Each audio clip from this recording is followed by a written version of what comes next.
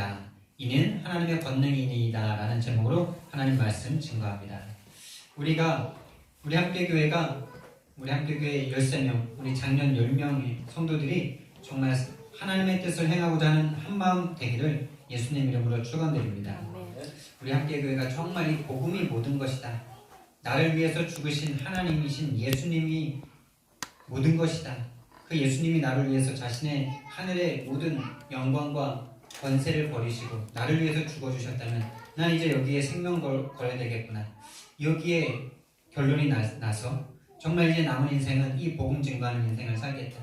내가 어떤 일을 하더라도 이 복음을 증거하는 도구와 도구가 되기 때문에 일을 하는 것이다 라는 것에 결론이 난다면 우리는 한 배를 타고 가고 있는 것입니다.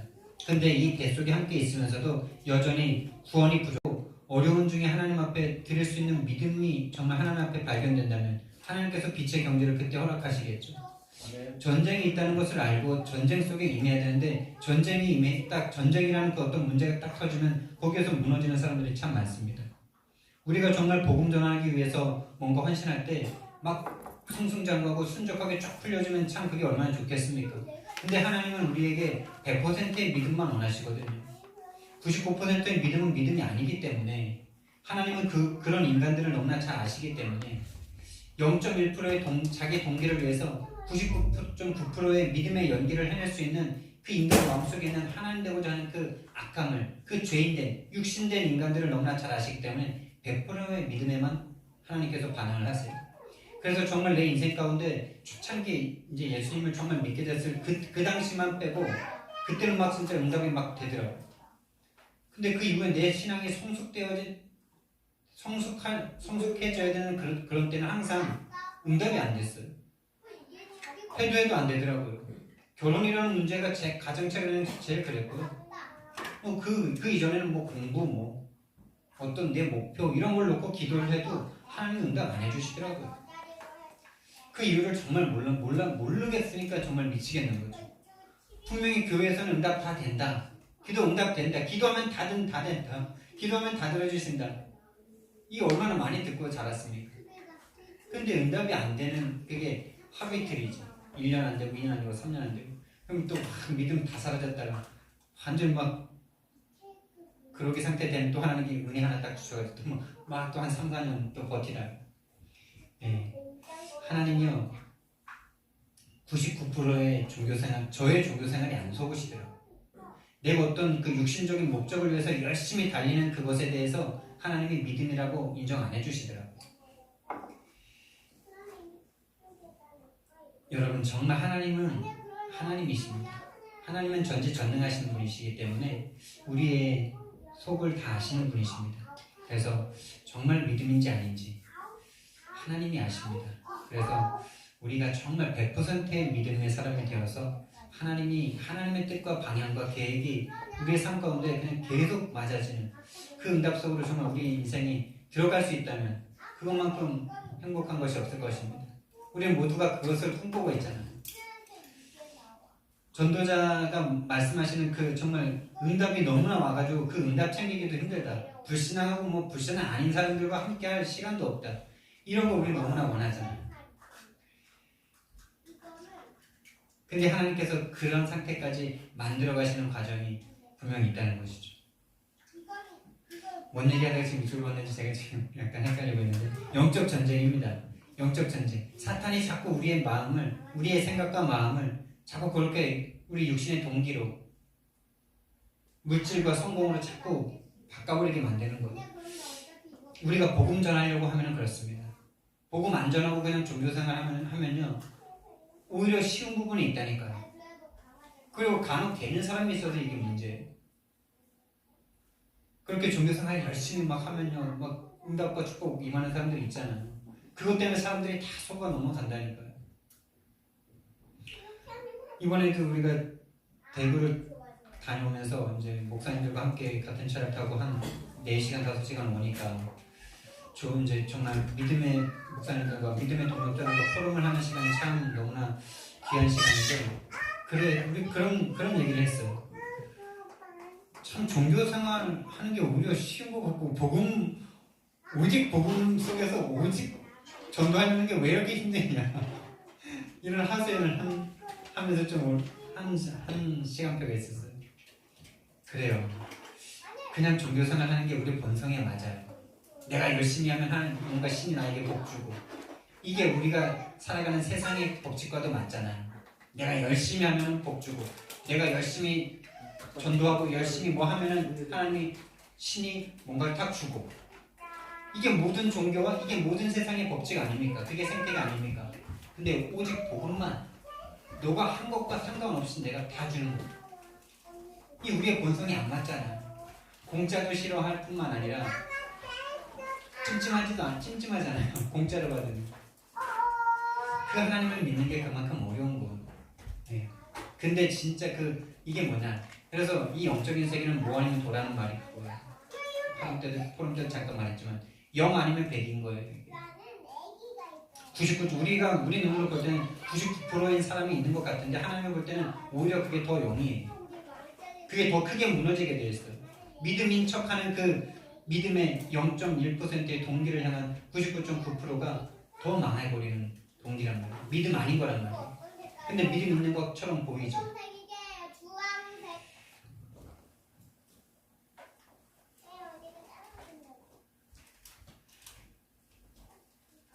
왜 자꾸 뭔 얘기를 했는지 잘 까먹죠? 예. 뭐 아니면 도예요. 믿음의 세계는 영적인 세계가 그래요. 영적인 세계는요, 거짓말 할 수 없어요. 천국 아니면 지옥이에요. 회색지대 없어요. 그래서 복음 속으로 진짜 완전히 들어간 사람은 너무나 쉽고 너무나 편하고 너무나 그냥 하나님이 주신 응답이 그냥 계속돼요. 근데 안 되는 사람은요, 되는 것 같은데 안 돼요. 열심히 하는데 안 돼요. 나는 열심히 하고 있는 것 같은데 뭔가 안 된다니까요. 그거는요, 우리가 믿음이 아니라서 그런 거예요. 100%가 아니라서 그런 거예요. 거기에 뭔 핑계가 없어요. 인 것 같은데요, 그런 거 없습니다. 자신의 동기를 확인해 보셔야 됩니다. 그래서 예수님께서 말씀하셨죠. 이 영적 세계만큼 부익부 빈익빈이 없습니다, 여러분. 그 달란트 비유 아시잖아요. 한 10달란트 받은 자가 땅속에 묻어뒀다가 다시 가져가니까 이 악하고 게으른 종아 이러면서 이자라도 받아와야지 이러면서 이놈의 거를 뺏어가지고 저 돈 잘 버는 저 사람에게 다 주라 이러지 않습니까? 이 영적 세계는 그래요. 완전 천국이든지 완전 지옥이든지 둘 중에 하나예요. 중간지대가 별로 없어요. 없어요. 그래서 정말 좋아요, 여러분들이 속지 않으시고 이걸 자꾸 속이는 게 사탄이죠. 난 그래도 요 정도면 괜찮지. 요 정도면 괜찮지 하는 거 없습니다. 완전한 하나님의 사람이 되든지 완전히 아니든지 기면기든지 아니면 아니든지 이것이 이렇게 생각하고 자기 자신을 확인해 보시는 시간표가 있으시길 바라고요. 그래서 우리 인생 가운데 정말 성령의 실제를 정말 한 번은 체험해 봐야 되지 않겠습니까? 지금 막 얘기가 왔다 갔다 하는데요. 그래서 이 흑암과의 전쟁 가운데 있기 때문에 오직 성령밖에 없다는 것에 결론 내시고 우리 함께교회가 함께 거기에 결론 내고 오로지 기도 속으로 들어갈 수 있다면 우리 함께교회는 연약하고 부족해도 우리가 가진 힘이 없다 하더라도 세상을 변화시키는 하나님의 증거를 곧 받게 될 줄 믿습니다. 몇 날이 못되어 너희가 성령을 받으리라. 정말로 여기에 결론 나고 정말로 오직 기도 속으로 들어간다면 몇 날이 못되어 받을 것이다. 그때가 하나님의 때입니다. 그래서 정말 우리 함께교회 모든 성도들이 저를 비롯해서 성령님의 실제를 우리가 정말로 체험해 봐야 돼요. 제가 기존교회 생활을 다락방보다 오래 하지 않았습니까? 제가 42에 지금 다락방이 한 14년이라면 그 나머지는 다 기존교회죠. 그 속에서 제가 느낀, 거기서 뭐 구원도 받고 하나님이 예수님께서 나를 위해서 십자가에 죽으신 것도 체험하고 또 CCC에서 전도도 약간은 체험했지만은 성령님이 내 안에 정말 내주하시면서 나를 인도하셔서 역사하시는 그 현장을 정말 한 번도 보지 못했던 것 같아요. 그런 말조차도 많이 쓰지 못하고요. 그게 항상 저에게 갈급했죠. 근데 제가 정말 이 다락방 복음 속에 와서는 그런 사람을 몇 명씩 보는 것 같아요. 정말 소수입니다. 500명 교회에 두세 명 있으면 많은 거예요.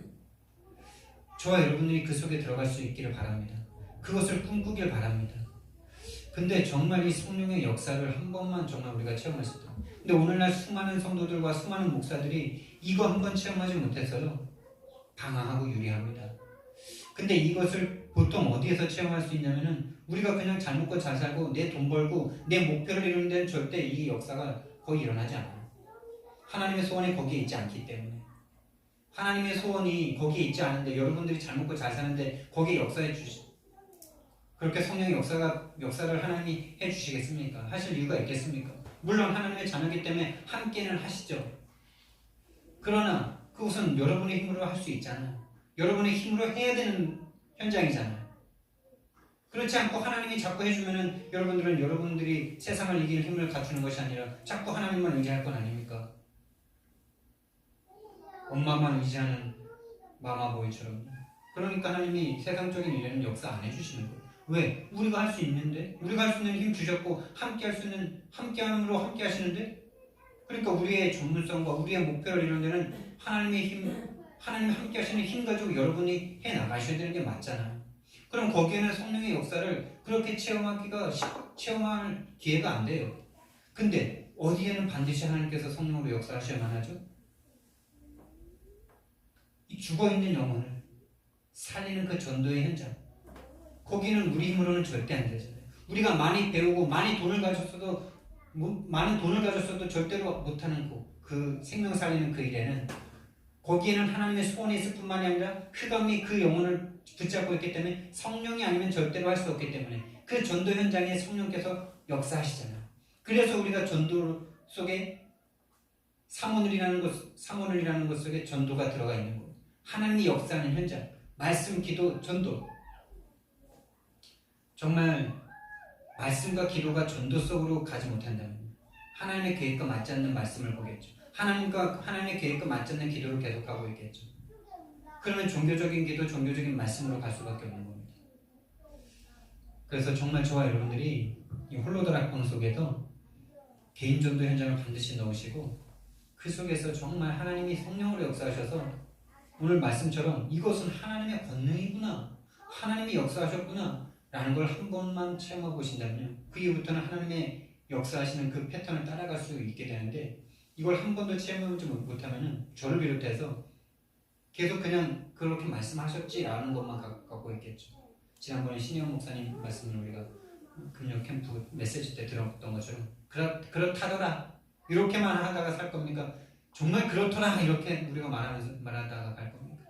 이것에 대해서 우리가 정말 한 번은 체험해보고자 하는 마음으로 우리의 전도 현장을 결단하고요, 비가 오나 눈이 오나 계속 현장을 지속해 봐야 돼요. 정말 이곳 없어서 이거 한번 체험해보지 못해서요, 교회가 무너지고 목사가 성도들이 자기가 원하는 대로 변하지 않는 것 때문에 너무 답답해서 교회를 포기하는 그런 시대입니다. 그 사람이 뭘 못 봤습니까? 성령님께서 만나게 하시는 제자를 못 본 거죠. 그럼 무리들한테 지금 시험된 거 아닙니까?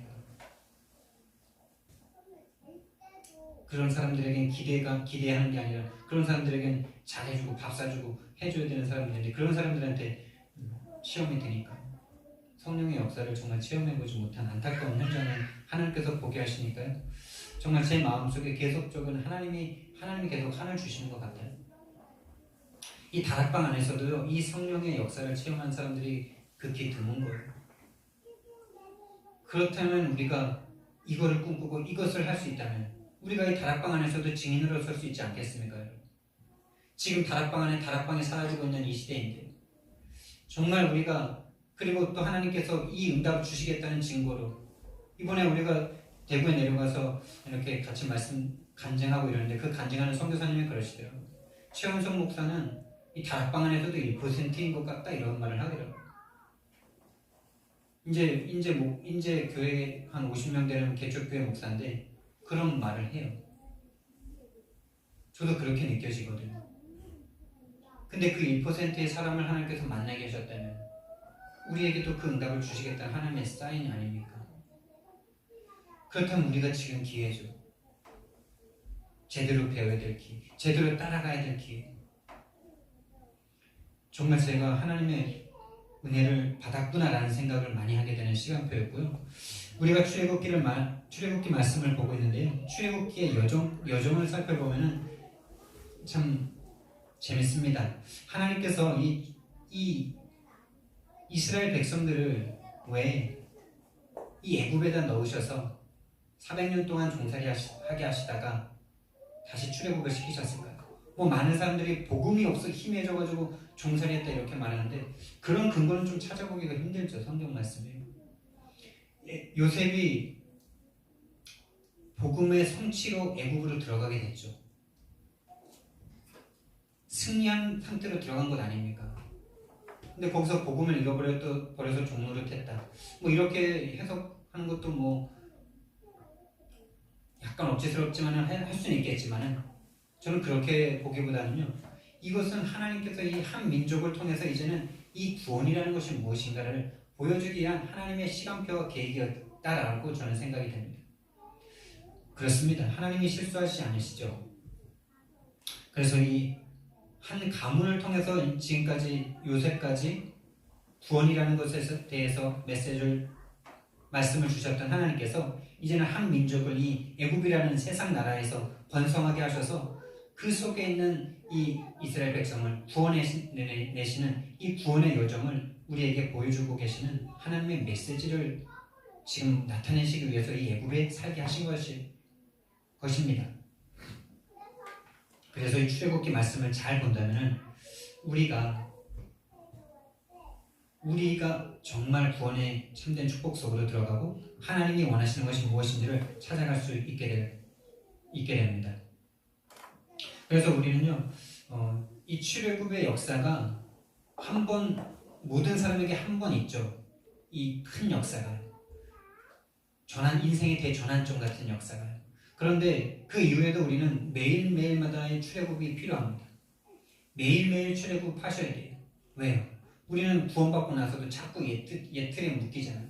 내 각인뿌리 체질, 나, 물질, 성공이라는 그것으로 순간순간 그냥 오토매틱으로 딱 돌아가고 교회 나가면 딱 돌아가고 신앙의 수준에 따라 그게 좀 오래가기도 하고 금방 돌아가기도 하는데 또 문제와 사건 만나면 거의 100% 어떤 일이 탁 터지면 하나님의 절대주권 속에서 그거를 보는 눈과 생각보다는 원인과 이유를 자꾸 내 실수나 다른 사람의 실수나 다른 데서 자꾸 찾고자 하잖아요. 그래서 그것 때문에 괴롭고 원망스럽고 막 이렇게 되지 않습니까? 이 종이 그래요. 저도 그래요. 저도 뭐 벗어날 수가 없어요. 근데 빨리 정신을 차리고 하나님의 주권을 붙잡고 거기서 승리하느냐 계속 거기에 잡혀있느냐가 차이가 있겠죠. 그래서 매일마다 출애굽하시는 역사를 맛보길 원합니다. 옛 틀에서 새 틀로 계속 옮겨 오셔야 돼요. 교회가 부흥했다고요 옛틀에 묶이지 않는 게 아닙니다. 이번에 대구에 내려갔는데 우리가 이제 이번엔 메시지를 들은 게 아니라 선교사님의 간증을 들었는데요. 이분이 참 하나님의 은혜 가운데 복음을 받고 이 선교하고자 하는 마음을 하나님께서 뜨겁게 주셨어요. 아프리카를 선교하겠다는 그 뜨거운 마음을 주셨는데 어떻게 하다가 필리핀에 1년만 가게 됐는데 지금까지 한 20년을 있게 되신 거예요. 근데 하나님께서 그 선교사님에게 그 복음 전하고자 하는 뜨거운 마음을 주셔가지고요. 그 필리핀이라는 곳에서 지금 현지인과 한국인 포함한 300여 명의 성도들과 함께 예배를 드리고 있어요. 아이들도 200~300명. 그러면 그 교회는 600명 교회죠. 지금 우리 다락방 안에도 600명, 필리핀 안에서도 뭐 600명 되는 교회 많지 않습니다. 한두 군데밖에 없어요. 김인기 선교사님을 우리가 놓고 기도하고 있는데 거기가 예전에 막 부흥했을 때 그 정도 갔다가 지금은 한 150에서 200명 정도 수준인데요. 그러면은 김은기 선교사님보다 더 목회적인 입장에서 보면 성공한 것 아닙니까? 근데 이분이 이번에 간증하시기를요. 자기가 최양성 목사님을 만나기 전까지 최근에 이번에 이제 그 교회에서 세미나를 7차까지 했는데 최양성 목사님을 만나고 이분이 뭐라고 고백을 했냐? 지금까지 내가 복음을 몰랐었다. 이런 고백을 했어요. 여러분, 그분이 복음을 알았습니까? 몰랐습니까? 그분이 복음을 알았어요? 몰랐어요? 지금까지 20년 동안 선교하면서 복음을 만났기 때문에, 복음을 알았기 때문에, 또 다락방에도 있었다가 지금 이제 다른 교단과 함께 지금 하고 계시다가 다시 지금 다락방과 함께 하겠다고 오신 건데, 이분이 복음을 알아서 거기까지 갔고, 지금도 복음 전하고자 하는 마음이 뜨거워서 아프리카 선교의 마음이 있어서 그 필리핀 교인들과 함께 돈 모아서 아프리카에다 지금 교회를 2개씩이나 접는 분이에요. 그럼 복음 알죠? 복음을 위해서 지금 모든 삶과 가족과 모든 걸 다 포기했잖아요. 근데 왜 그분이 복음을 모른다라고 말을 했을까요? 여러분은 복음을 아십니까? 그분이 그렇게 300명, 600명 되는 교회를 인도하고 계시는데 어떤 한계에 부딪혔냐면 자꾸 마음이 불안해지더래요. 마음이 불안하고 어떻게 이 교회를 또 더 인도를 해야 될까? 이 교회를 어떻게 하면 잘 유지할 수 있을까? 마음에 근심과 걱정이 늘 있는 거예요. 교회가 그렇게 막 부흥했고 진짜 좀 유례 없이 그렇게 필리핀에서 이렇게 많은 성도들과 함께 예배를 드리고 있는데 또 아프리카에다가 그 성공 안 하는 필리핀, 못 사는 필리핀 사람들과 함께 돈을 모아서 아프리카에다가 교회를 2개까지 지었는데 마음에 행복이 없고 근심과 염려가 가득해지더래요. 이걸 어떻게 더 유지해 나가고 어떻게 할까? 그런 상황 가운데 최 목사님을 만나는 거예요. 근데 최 목사님이 뭐라 그랬냐? 다른 말이 아니에요. 형님이라 불렀겠죠. 친하니까. 옛날에 같이 자취하고 그랬으니까. 근데 사람의 행복의 조건은 하나님이 함께 하는 거예요. 다 알죠? 다 알잖아요. 근데 그 말이 그 가슴에 그냥 꽂혀버렸대. 그렇지. 하나님이 나와 함께 하시면 내가 행복한데 내가 왜 교회 때문에 이렇게 근심과 염려와 걱정을 해야 돼? 이러면서 이 복음이 다시 새롭게 들리기 시작하면서 이게 사탄이 개입한 영적인 문제라는 게 자기에게 탁 깨달아지기 시작했대. 아, 사탄이 이 교회를 크게 하나님 은혜 주셔서 크게 교회가 됐지만 사탄이 그때 내 마음을 딱 틈타가지고 복음을 상실하고 교회를 유지하기 위한 행동으로 간 거죠. 그러니까 마음의 평안과 감사와 기쁨이 없이 일로 열심히 하는 거예요. 지금까지 해왔던 대로 그냥 계속 밀고 가는 거예요. 성도들은 모르죠. 이 목사님이 얼마나 힘들게 지금 유지하고 있는지를. 포커페이스하고 막 안면 막 이렇게 하니까 모르는 거예요. 근데 본인은 죽는 거예요. 복음으로 되어지는 걸 못 보니까. 복음으로. 근데 이 목사님을 만나서 이채 목사님 후배인 동생인 이 목사님을 만나가지고 자기보다 교세도 작은 50명대도 밖에 안 되는 이 교회 목사님을 만나가지고 이 복음 이야기를 다 들었는데 자기가 완전 살아나고 그 이후에 성도들이 막 바뀌기 시작하는 역사가 일어나는데 자기는 복음을 몰랐다 이렇게 고백을 하더라. 여러분, 우리는 복음을 아는 사람들입니까? 모르는 사람들입니까? 아는데 사탄이 순간순간 자꾸 육신에 속게 만들죠. 모르게 만들죠. 이 영적 싸움 가운데 있음을 아시고 날마다 복음을 드시기 바랍니다. 복음이 믿어지는 상태를 말씀드렸잖아요. 두려움이 사라지고 근심, 염려, 불만, 불평이 사라지는 원망과 시비와 이런 모든 것들이 다 사라지는 하나님이 모든 걸 다 해결하셨기에 모든 게 다 괜찮은 그 상태. 그 상태에야 우리가 다른 사람 살릴 수 있지 않겠어요? 아직도 복음을 받고 있으면서도 구원 안에 있으면서도 아직도 부족한 게 있다면 우리는 절대 다른 사람 살릴 수 없습니다. 내가 살고 싶어서 다른 사람 전도하려고 하는 거겠죠. 거기에 하나님이 사람을 붙이실 수 있겠습니까?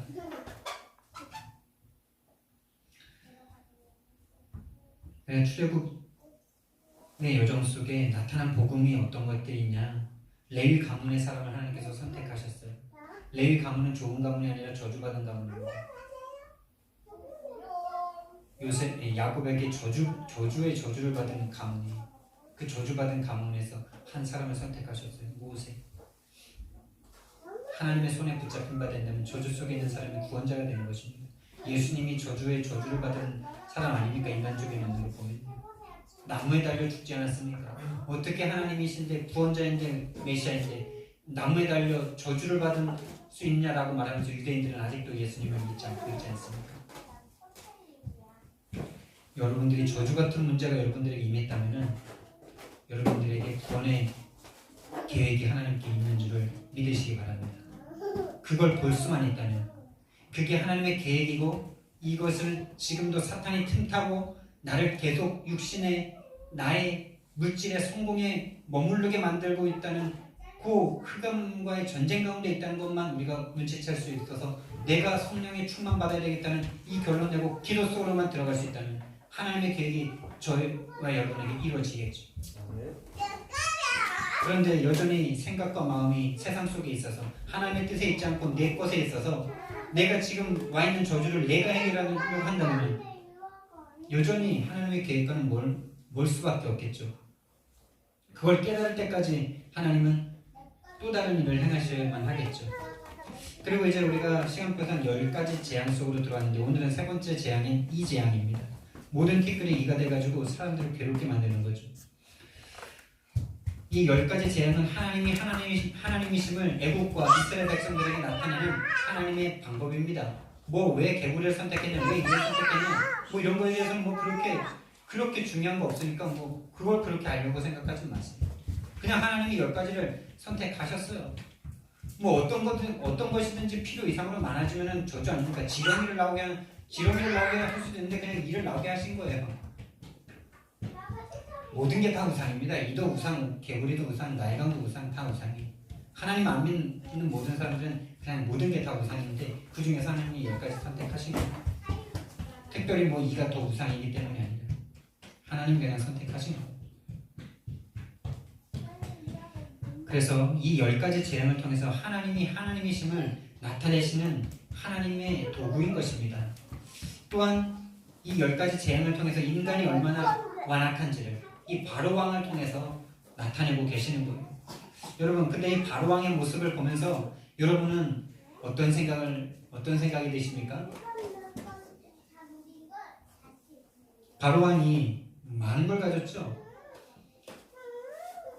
정말 우리가 가진 것에 비하면 지금 게임도 안 될 만큼 다 가졌잖아요. 세상을 떵떵거리면서 신과 같은 능력으로 파라오라는 게 그 신의 이름 아닙니까? 바로라는 게 사실은 왕의 호칭인데 그 바로라는 게 신의 호칭이잖아요. 자기를 신격화할 만큼 그만큼 이 세상에서는 다 가진 사람. 여러분, 그렇게 다 가진 이 바로가 어떻게 보이십니까? 이 바로가 하나님 앞에 대들고 마음이 완악해져가지고 하나님이 누군데 처음에 모세와 아론이 가니까 하나님이 누구간데 내가 니들 보내냐 이러면서 대들죠. 그랬다 하나님의 권능을 막 보여주니까 자기 요술사들 마술사들 불러가지고 막 똑같이 행하고 나도 이 정도야 이러면서. 근데 그 마음이 또 완악해지고, 그러니까 가진 게 많으니까 완악해져. 가진 게 많을수록 완악해진다니까. 조심하셔야 돼요. 내가 가진 게 많다라고 생각하는 분들은 조심해야 되는 사람이구나 이렇게 생각하시면 돼요. 왜? 받은 게 많아서 하나님 없어도 할 수 있는 게 많거든. 하나님 아니고서는 할 수 없는 것은 전도밖에 없고 전도와 영혼구원밖에 없고 제자, 정말 성경적인 제자.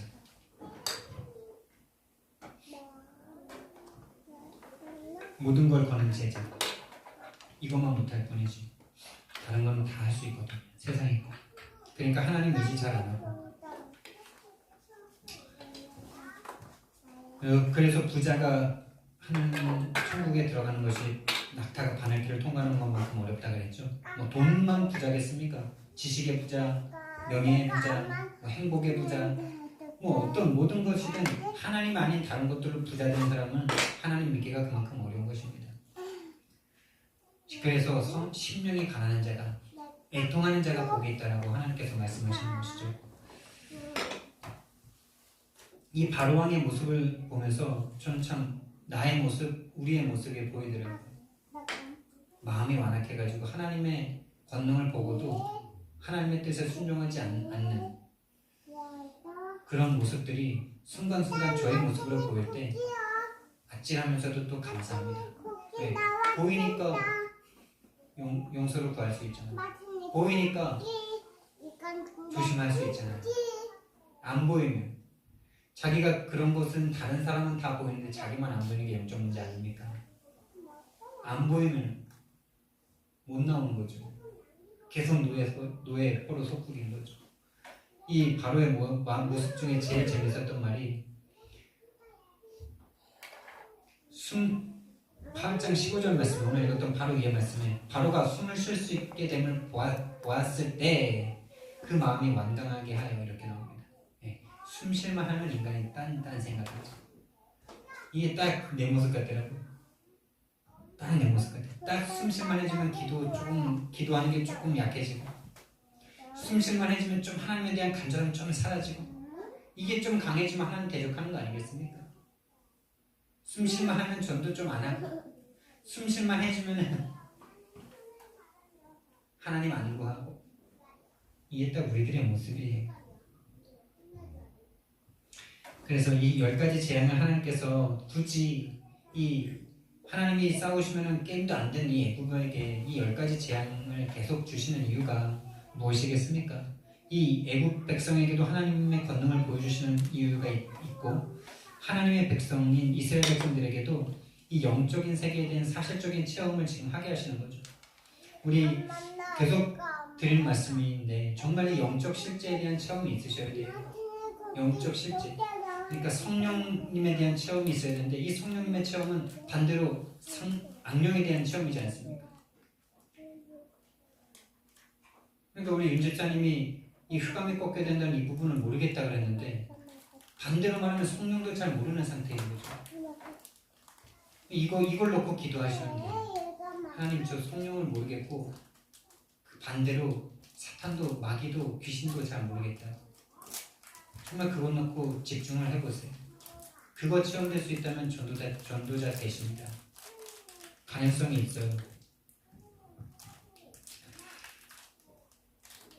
세 번째 재앙인 이 재앙을 하나님께서 하니까 이제 또 바로가 자기 마술사들을 불러서 똑같이 하게 합니다.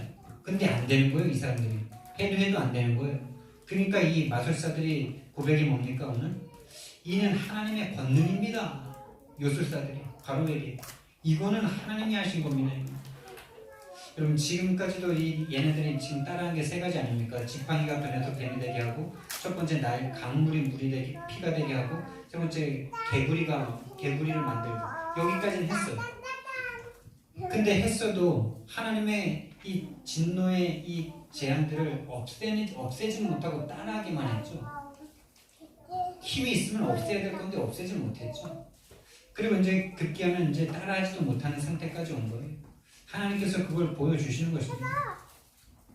그러나 또한 우리가 여기서 봐야 될 것은 하나님의 권능을 흉내내는 사탄이라는 존재도 우리가 이렇게 무시해서는 안 되는 존재예요.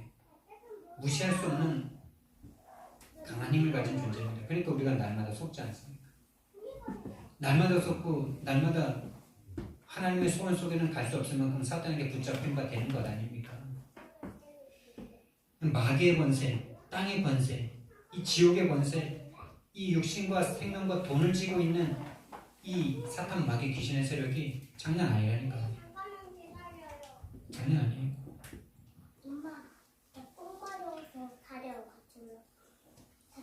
그런데 이 하나님의 이 사탄이 결국에는 하나님의 진노를 없애지 못하고 더 이상 따라할 수 없는 사탄입니다. 여러분 하나님의 이 권능을 사탄이 따라할 수 없는데 성경 말씀에 보면은 요한계시록 말씀에 보면 666이라는 악마의 표시의 숫자가 나오죠. 666이라는 숫자가 왜 악마의 숫자입니까 여러분? 몇 번 말씀드려서 아시죠?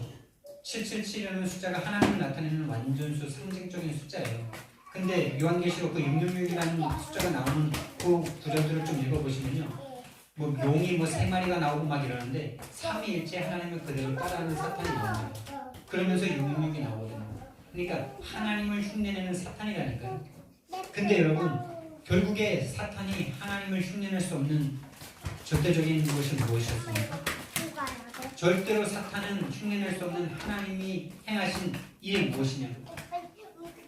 물론 이런 10가지 재앙도 많지만 결국에는 십자가를 이 사탄은 절대로 죽었다 깨어나도 따라할 수 없잖아요. 십자가는 뭡니까? 희생과 사랑 아닙니까? 사랑하기 때문에 희생하는 것 아닙니까? 사탄은 이걸 절대 못합니다. 죽었다 깨어나도 사탄은 이걸 못해요. 자기 것을 위해서 세상에 물질을 다 주고 다 줘도 절대 못하는 거. 그 사람은 자기 자녀인 그들을 위해서 죽어주지 못하는 게 사탄 아닙니까? 근데 우리 하나님, 우리를 위해서 죽어주신 하나님 아닙니까? 이게 하나님의 권능입니다. 십자가를 사탄은 따라할 수 없어요. 절대 못하죠. 사랑하기 때문에 자신을 희생하는 이 하나님의 능력. 여러분, 이게 진짜 절대자의 힘 아닐까요?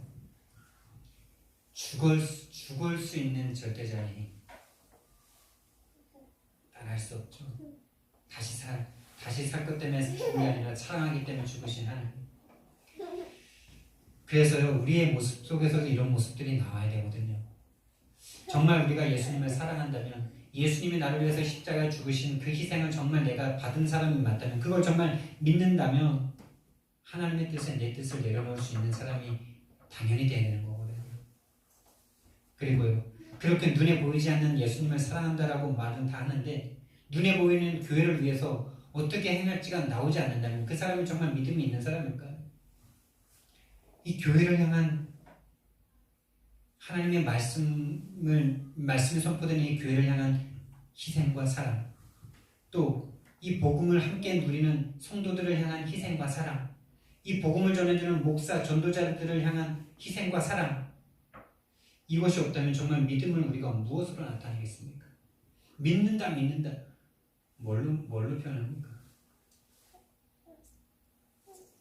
그렇게 해야 된다가 아니라 정말 믿고 정말 그 사랑이 우리 속에 있다면 나타날 수밖에 없는 것이라는 말입니다. 정말 저와 여러분 안에 이런 희생과 사랑이 나타날 만큼 하나님의 사랑으로 예수 그리스도의 은혜와 사랑으로 가득해 주시기를 예수님 이름으로 축원드립니다. 결론적으로 하나님이 하셨다는 증거를 남기는 증인이 되시기 바랍니다. 내 인생 가운데 풀려지지 않는 이 문제를 하나님께서 하시니까 넘어갔다. 6월절의 역사 아닙니까? 하나님이 하시니까. 어린 양 피를 바르니까 내 문제로 넘어가지는 이 은혜의 증인들 되시기를 바랍니다.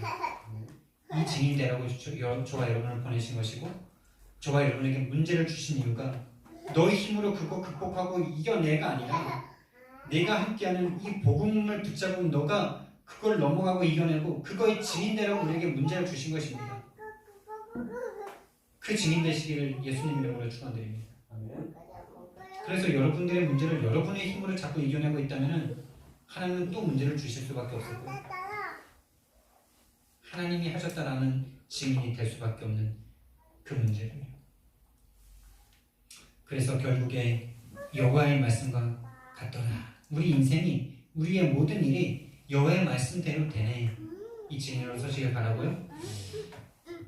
하나님의 실제, 성령의 실제, 휘감의 실제를 정말 체험하는 성령의 내주인도 역사를 체험하고 그 증인으로 서서 무너지는 교회와 후대를 살리는 저와 여러분 되기를 예수님 이름으로 축원드립니다.